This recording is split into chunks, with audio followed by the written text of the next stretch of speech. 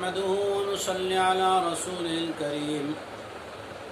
أعوذ بالله من الشيطان الرجيم. بسم الله الرحمن الرحيم.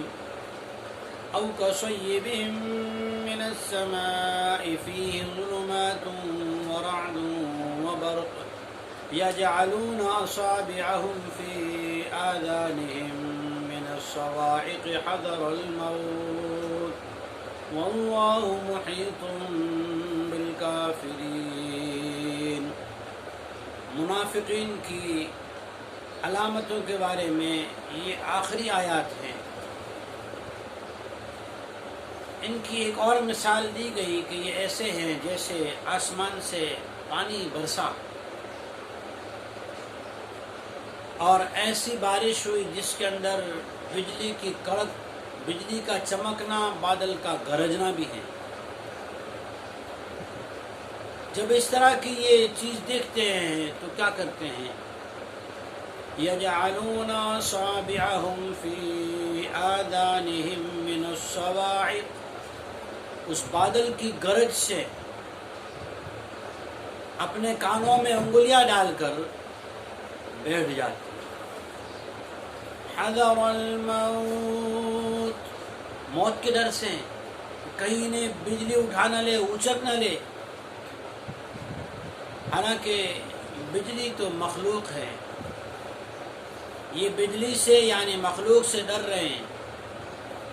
بادل کے گرجنے اور آواز سے ڈر رہے ہیں. حقیقت کیا ہے؟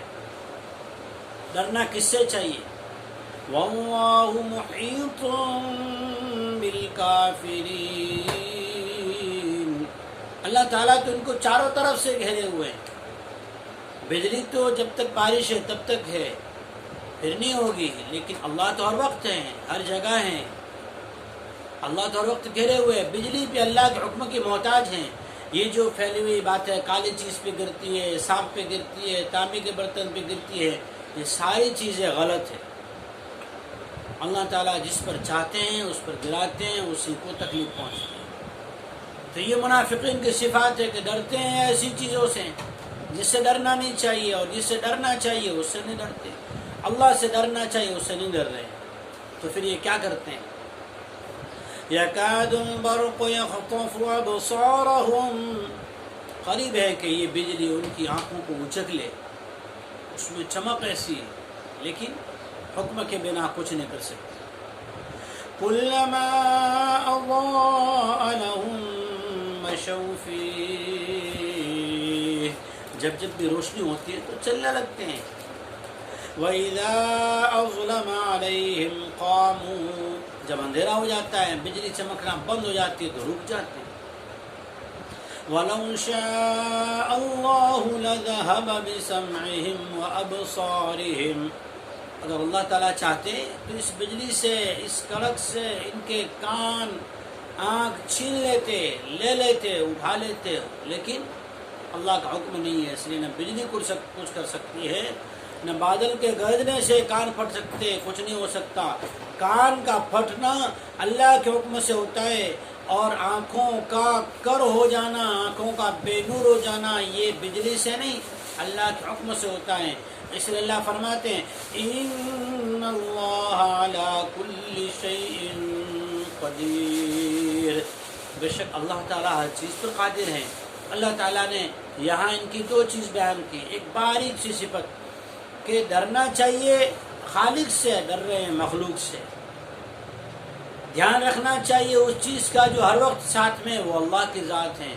دھیان رکھ رہے ہیں بارش کی، بادل کے گرجنے کا اور بجلی کی چمکنے. اور ہے کیا حال جب دیکھتے ہیں کہ مسلمانوں کو کوئی مال غنیمت ملا، انہیں کوئی فتوحات ملی، کسی بادشاہ کی طرف سے کوئی ہدیہ ملا، یا ان کے اندر کوئی اچھی چیز تقسیم ہو رہی ہے تو مشوفی، تو ان کے ساتھ ہو جاتے ہیں.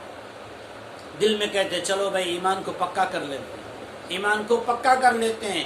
لیکن پھر جیسے کچھ حالات شروع ہوئے تو پھر کہتے ہیں نہیں، یہ ایمان تو ہمیں لے ڈوبے گا. تو کشمکش میں ہے کہ کریں تو کیا کریں.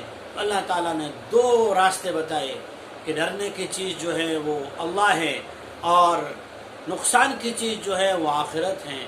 دنیا کی چیزوں کے نقصان اللہ کے حکم کے بنا نہیں ہوتے، آخرت کی کامیابی ایمان کے ساتھ ہیں، اور منافقت کا ڈر اور ایمان لانے کے بعد ہم سے سب کچھ کھو جائے گا، اس ڈر کو نکال دینا چاہیے۔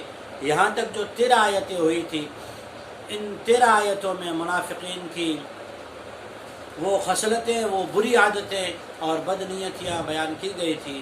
اللہ تعالی ہمیں تمام ان برائیوں سے، تمام بری نیتوں سے جو منافقین کے بارے میں قرآن مجید نے یا پیارے آقا تاجدار مدینہ محمد رسول اللہ صلی اللہ علیہ وسلم نے حدیث میں بیان فرمائی ہے، اللہ تعالیٰ ان تمام سے ہماری حفاظت فرمائے۔